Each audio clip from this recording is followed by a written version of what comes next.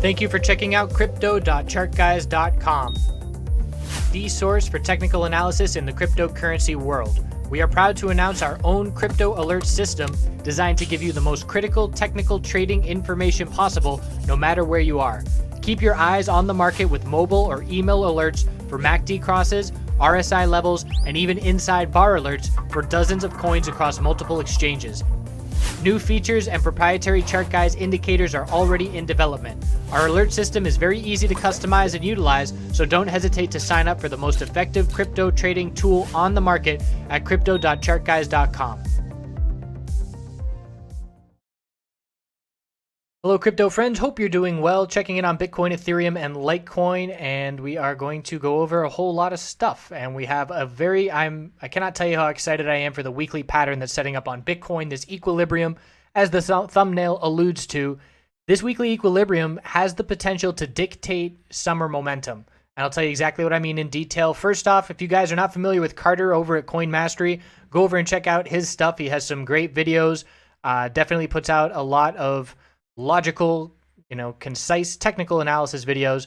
So worth checking out. And he's, on his path to learning technical analysis. So more of an open book in terms of his learning process and things like that. He's been featuring us in our courses and alert system and things like that. So nice to have him hanging out in the chat room and observing things, and looking forward to collaboration and potentially, interviews and things like that in the future. So Coin Mastery on YouTube, check it out. So checking in on Bitcoin on the daily time frame, as we said, we have broken the daily lower high pattern. So that's a good sign for the bulls. One thing to note, and again, I always go and confirm, what does the volume on Bitfinex look like? And I see declining bull volume. That is notable. So because we're seeing declining bull volume, that's a no FOMO signal. We don't want to be entering up at this point on this daily chart if you are not already in a position. And that's because we have declining bull volume, and we are topping out a little bit. Well, I shouldn't say that. We are not topping out, but I am looking to top out a little bit heading overnight. We've got the exponential resistances on the daily time frame just being tested now, and we haven't set a higher low. This bounce is coming straight off the low. For the daily bulls to be truly confident and strong, we need a daily higher low and then a higher high. And once we get that, we are going to be well within, right in the middle of our weekly equilibrium that I'm looking for. So here's the weekly equilibrium that I'm so excited about. And what we have, we knew we were looking for a higher low when we were pulling back, and the news gave us that higher low. So we have our all-time high, low of the dump, high of the bounce, which got us up to 11,775, higher low with just before the news for G20. And now if these bulls get that daily higher low and higher high, it's going to stick us, in my opinion, just around the $10,000 range. And the $10,000 range is going to put us right smack dab in the middle of this equilibrium. So I'm looking for this equilibrium to play out. I'm looking for the bulls to see follow through and see a lower high, roughly around the $10,000 area. If we get over $10,000, that'll be a good sign for the bulls. If we get, only to 9,500 or lower, that will be a sign that favors the bears in this equilibrium. So if I say an equilibrium is a 50-50 chance of breaking in either direction, where we go in terms of this bounce and where the lower high forms is going to shift those odds slightly. So over 10,000 will favor the bears, or favor the bulls slightly. Under 10,000 would favor the bears slightly. I think that this pattern, obviously, news has the potential to change anything at any point, but pending any news, this pattern is likely to break towards the end of April, and I believe that this pattern is going to dictate summer momentum. So if we see a higher low and a higher high on the weekly chart, we're going to be looking for another move for Bitcoin into the $14,000, $15,000 range.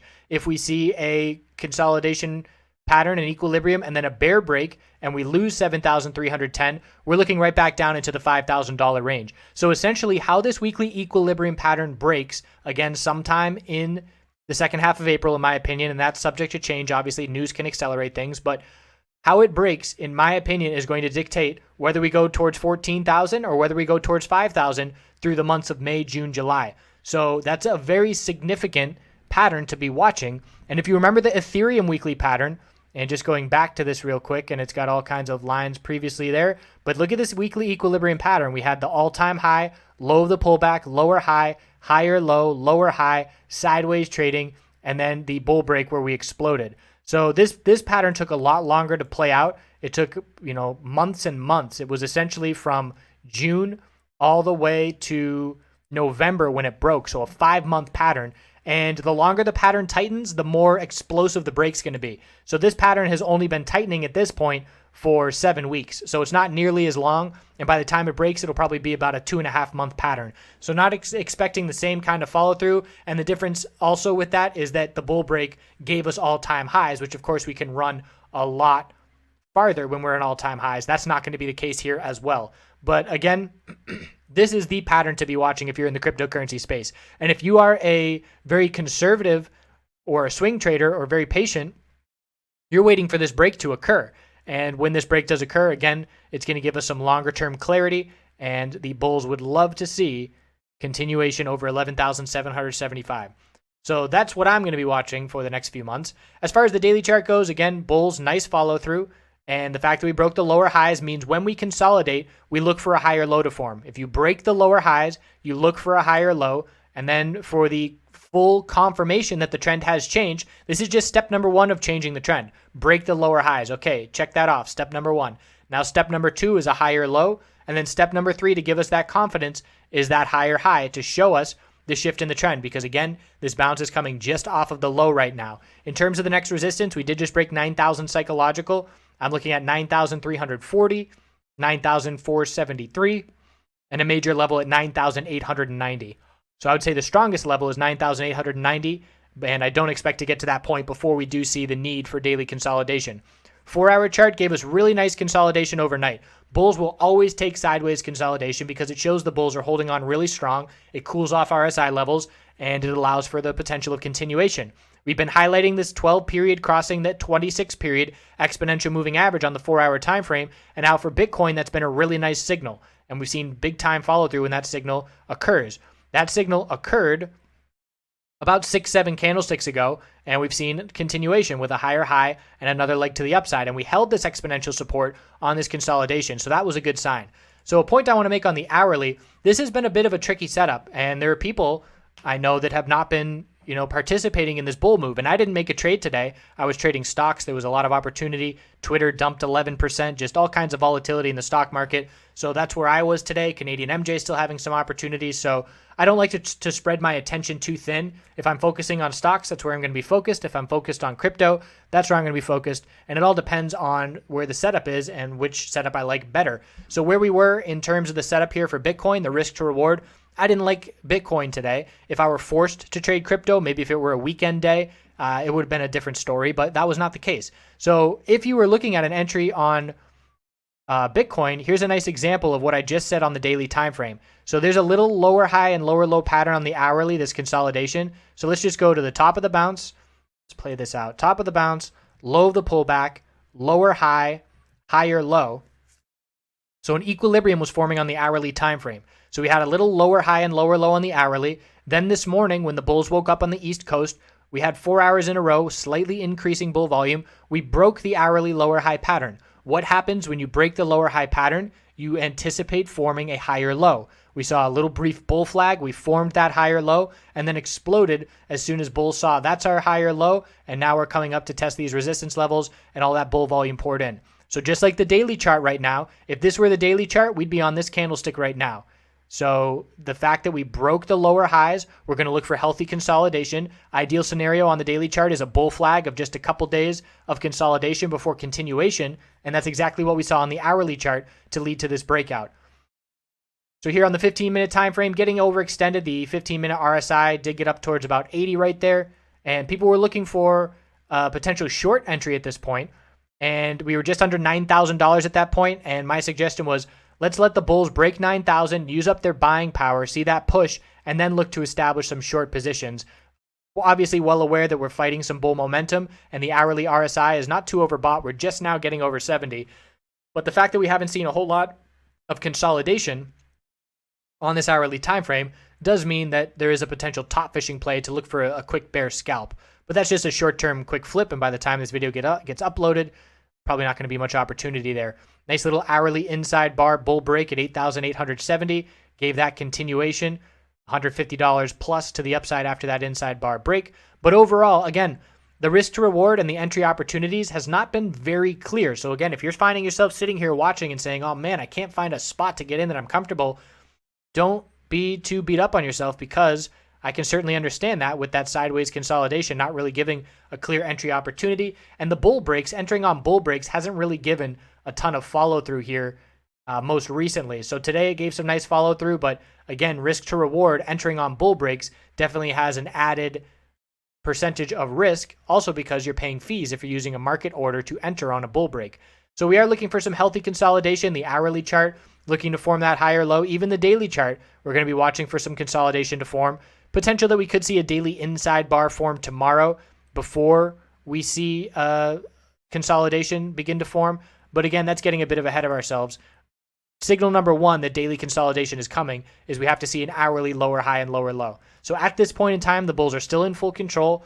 There is resistance up where we just topped out at $9,046, and we'll see if the bulls can continue even with the hourly RSI at the highest point it's been. Again, just scrolling back to Bitcoin, last time the hourly RSI was up at these levels was back in the end of February. So it's almost been a month before the hourly RSI, or I should say since the hourly RSI has been above 70. So definitely worth noting as well. Checking in on Ethereum.